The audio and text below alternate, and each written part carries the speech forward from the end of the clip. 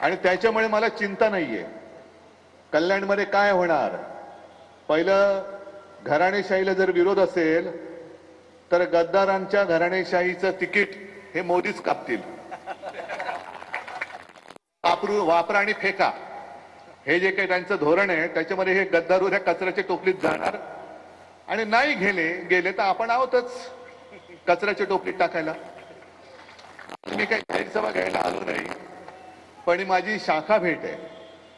गेले अनेक महिने माझ्या मनामध्ये होतं की कल्याण मतदारसंघात जे तुम्ही सगळे कार्यकर्ते वेळोवेळी शिवसैनिक मातोश्रीवर येत असतात, म्हटलं चला आपण एकदा जाऊन भेटूया. आज नुसती भेट आहे आणि या पहिल्याच भेटीमध्ये पहिल्याच शाखेच्या हे आपण ही शाखा तशी जुनीच आहे पण त्याचं नवनिर्माण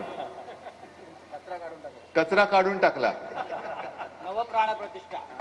नवप्राण प्रतिष्ठा केलेली आहे. काल मोदीजींनी केली ना 5 स्टार साफसफाई, 5 स्टार साफसफाई म्हणजे अगदी कार्पेट सुद्धा साफसूफ पाहिजे.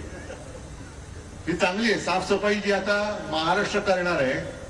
त्याच्यात भाजप आणि गद्दारांना केराच्या टोपलीत टाकणार आहे आणि हे पवित्र काम आम्ही करणारच. ही आता या 22 जानेवारीला प्रभू रामचंद्राचं जे मंदिर अयोध्येला उभं राहतंय त्या निमित्ताने आपण प्रतिज्ञा केली पाहिजे. आणि मला खात्री आहे की शिवसैनिकाला, मी भाजपला सांगते, शिवसैनिकाला डेवचू नका. कारण मधमाशाचं पोळं असतं, जेव्हा चांगलं असतं तेव्हा मध मिळतं, ते आजपर्यंत तुम्ही घेतलं. पण मधमाशाच्या पोळ्यावरती जर दगड मारला तर काय होतं ते येत्या निवडणुकीत तुम्हाला आम्ही दाखवून दिल्याशिवाय राहणार नाही. आणि तुमच्यातला उत्साह, ही जिद्द ही अशीच कायम ठेवा आणि गद्दारांना गाडा, हे एवढंच तुम्हाला एक विनंती करतो. धन्यवाद. जय हिंद, जय महाराष्ट्र.